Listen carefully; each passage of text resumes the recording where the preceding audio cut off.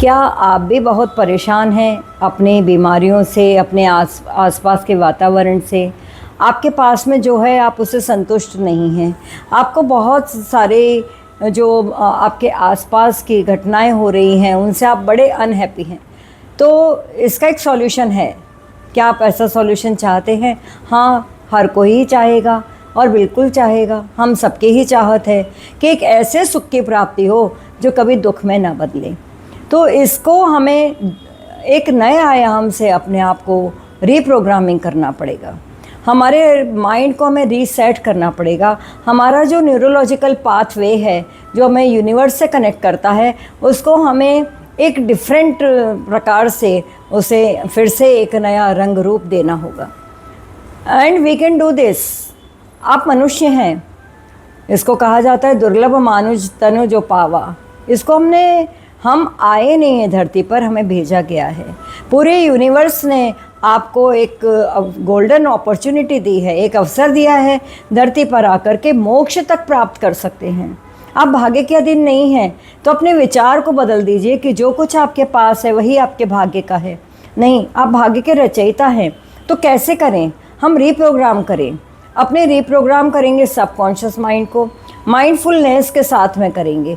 अभी तक हमें पता नहीं था कि हम जाने अनजाने में जिन चीज़ों को हम जी रहे हैं वह हमारी स्मृतियां हैं, और स्मृतियां ही हमारे शरीर में स्ट्रेस, डिसीज़ और बहुत सारे हमें जो प्राप्त हो रहा है उसका जनक बन के खड़ी हुई है। जनक अर्थात जिनसे इनकी ये बॉर्न हो रही हैं, जिनसे इनको एक स्पेस मिल रहा है बाहर आने का। जो भी बीमारियां हैं वो शरीर में नहीं हैं, वो हमारे सबकॉन्शियस माइंड में कुछ ना कुछ ऐसे ट्रॉमास पड़े हैं, और मोटे तौर पे कहें कि स्मृतियाँ पड़ी हैं। तो इनको अपने लाइफ को टोटली चेंज करने के लिए सबसे पहले हमें अपना बिलीफ सिस्टम बदलना पड़ेगा। हमारे बिलीफ सिस्टम में बस यही पड़ा है कि कुछ बीमारियां जो लाइलाज हैं, जैसे ही किसी को हो जाती हैं हमको लगता है बस अब तो अंतिम समय आ गया। बहुत दुख होता है ऐसा सुनकर के कि जो मान लेते हैं कि अब तो ऐसा हो गया, अब ठीक नहीं होगा। ये जनरलाइज्ड बिलीफ है, ये डिस्टॉर्टेड बिलीफ है। हम इसे रीप्रोग्राम करेंगे। कैसे करेंगे? सबकॉन्शियस माइंड में आरएएस फैक्टर से। तो आरएएस फैक्टर क्या है? हम अपने सबकॉन्शियस माइंड के न्यूरॉन्स को रीगाइड करेंगे, रीमैपिंग करेंगे, नेविगेट करेंगे।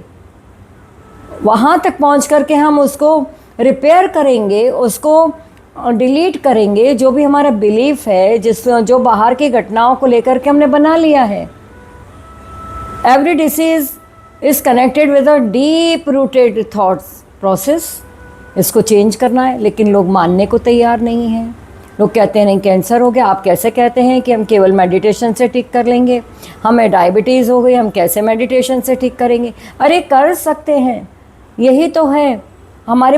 ये बात आज की नहीं है। हमारे ऋषि मुनियों ने भी हमारी थर्ड आई के बारे में, फ्रंटल लोब के बारे में बताया है, जिसे हम योगिक हीलिंग के नाम से भी जानते हैं।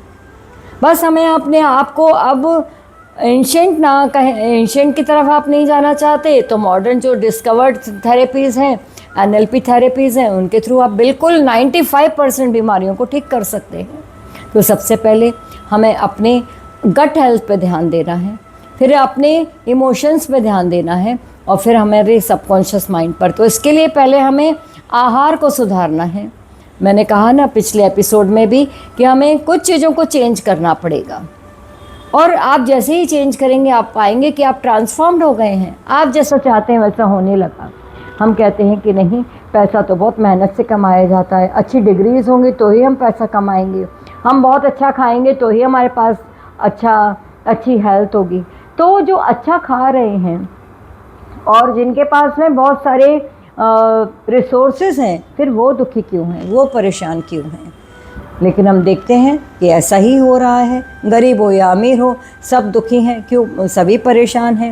इसके लिए हमें वो टेक्निक्स जानना है जहां हम अपने अब गट को इम्प्रूव करेंगे। सबसे पहले हमें गट पर ध्यान देना है, क्योंकि यहाँ पर ये सेकंड ब्रेन है, इसकी बहुत बड़ी नेटवर्किंग है। यहाँ पर जो हैप्पीनेस के हार्मोन्स बनते हैं, डोपामिन है, सेरोटोनिन है, और भी बहुत सारे ह्यूमन ग्रोथ के हार्मोन्स हैं जो यहाँ पे रिप्रोड्यूस होते हैं, उनको जो सहायता दे वैसा आहार लेना है। तो हमें मैंने बताया था कि आप गेहूँ, शुगर के रिफाइंड शुगर या उस शुगर के जो भी प्रकार हैं उनको इमीडिएटली लेना छोड़ दीजिए। मिल्क प्रोडक्ट्स लेना छोड़ दीजिए, रिफाइंड नमक, रिफाइंड ऑयल लेना छोड़ दीजिए। और फिर आप अपने लाइफ में देखेंगे कि कितना बड़ा चेंज आता है। आप नहीं छोड़ना चाहते तो कम से कम 2-3 महीना ही करके देख लीजिए। हमारा जब खुद का एक्सपीरियंस होगा, अनुभव ही हमको सब कुछ बता देता है। हमारा अनुभव होता है तो वो चीज़ हमारे माइंड में बिल्कुल रीसेट हो जाती है। सेट हमेशा के लिए हमारा अनुभव है वो हमको फिर गाइड करता रहता है। फिर हमारे पास में माइंडफुलनेस होती है।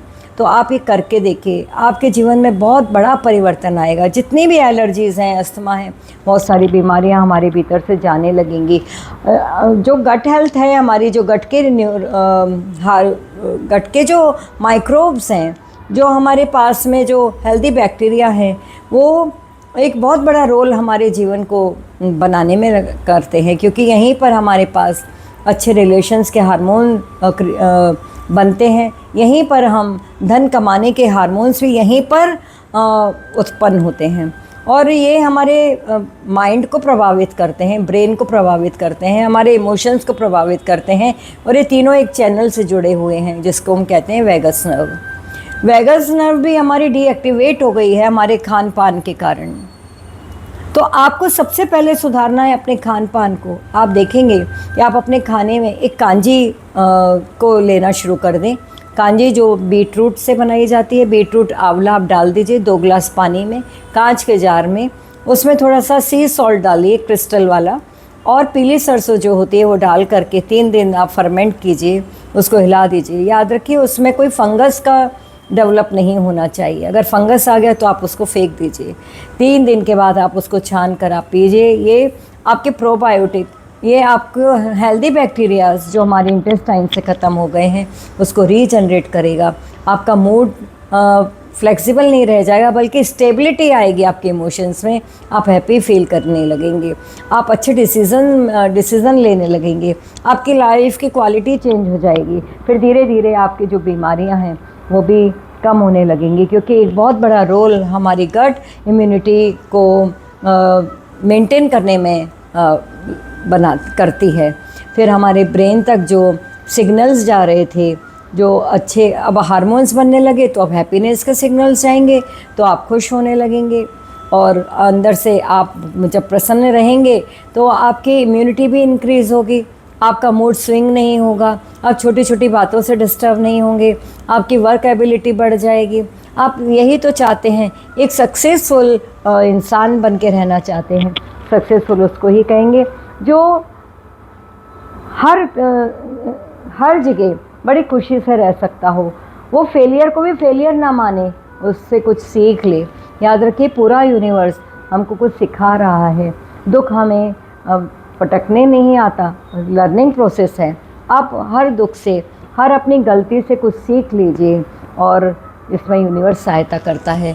और याद रखिए अपना बेस्ट दीजिए सबको, अपने बेस्ट तरीके से ज़िंदगी को जीना सीखिए। यूनिवर्स तैयार है आपको अपना बेस्ट देने के लिए, क्योंकि जो हम सीड डालते हैं ना धरती में, वही तो रीग्रो होकर के एक ट्री बन जाता है। एक छोटे से बीज में एक वृक्ष की संभावना छुपी है। वृक्ष तो हमको नहीं दिखता ना बीज में, लेकिन उसमें है, उसमें सुगंध है, उसमें फल हैं, उसमें उसका जेनेटिक छुपा हुआ है। एक पूरा वृक्ष एक छोटे से बीज में है। इसी प्रकार से हमारा एक छोटा सा थॉट एक सीड का काम करेगा। हमें रीप्रोग्राम करना है, सब कॉन्शियस माइंड में जाकर अपने आप को फिर से हमें रीप्रोग्राम करना है। और ये हमको सीखना है मेडिटेशन के द्वारा। हाँ, अपने आप को मोटिवेट भीतर जाकर करना है। इसलिए कोई बाहर से हमें कितना भी सत्संग सुना दे, हम सुधर नहीं पाते, क्योंकि हम पहुंच ही नहीं पा रहे। लेयर्स के लेयर्स एंग्जाइटीज़ पड़ी हैं, स्मृतियाँ पड़ी हैं, बहुत हर्ट हुए हैं, किसी ने हमको हर्ट कर दिया है, कुछ से हम डिप्राइव महसूस करते हैं। बहुत सारे हमारे अनवांटेड जो ऐसी बातें हैं जो हम किसी से शेयर भी नहीं कर सकते, वो भी हमारे अंदर पड़ी हैं, ये सब धीरे धीरे रिलीज़ होती हैं और फिर हम अपने आप को एक बड़े अच्छे मुकाम पर खड़ा हुआ पाते हैं। याद रखिए, चलना पहले आपको है। अकेला चला था मैं, पीछे पीछे कारवां हो लिया। ये मत सोचिए कौन साथ दे रहा है कौन नहीं, आप खुद ही बहुत यूनिक पर्सन हैं। आप अपने आप में खड़े हो जाइए, ज़िंदगी आपका स्वागत करने तैयार है। पूरा यूनिवर्स आप पर सुमन वृष्टि करने के लिए तैयार है और आप परमात्मा की कृति हैं। कोई छोटे मोटे चीज़ नहीं है या वस्तु नहीं है या बॉडी नहीं है, आप वही हैं जो यूनिवर्स है, जो परमात्मा है। ममे वांशो जीवलोके जे भूता सनातनः, भगवान कृष्ण ने कहा है। आप वही हैं जो वो है। नमस्कार।